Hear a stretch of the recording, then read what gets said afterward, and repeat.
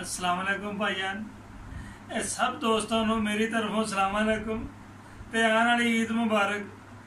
देखो भाई मैं आपकी बेगम की बहुत ताबेदारी करता सी। मेरी बेगम ने मैनू कहा जी कि इस दफा ना मैनू ईद ते 2 सूट बना के देने हैं जी। ते मैनू किसी बनो भैन कोई ईद नहीं हुई, मैनू किसी ने ईद नहीं दी भैन।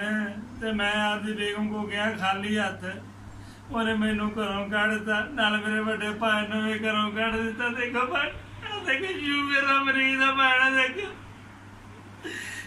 भैन थोड़ी मेहरबानी है, कोई एहसास करो साडा, कोई ईद उद दो। मैं तो भैन की दवाई भी लेनी शुगर की, नाले बेगम ने एक सूट लैके देना ईद का। भैन थोड़ी मेहरबानी है।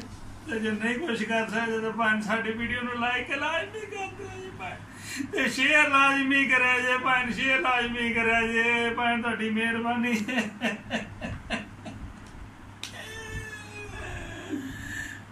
भैन देखो सिर तो वाल भी उठ गए ने भैन, भैन दे देखो अजे, देखो भैन भैन को बगैर जाओ के सी जाता भैन दिल जरूर की करा। मैनू ईद दे दो, अल्लाह का नाम ही तुहाडा।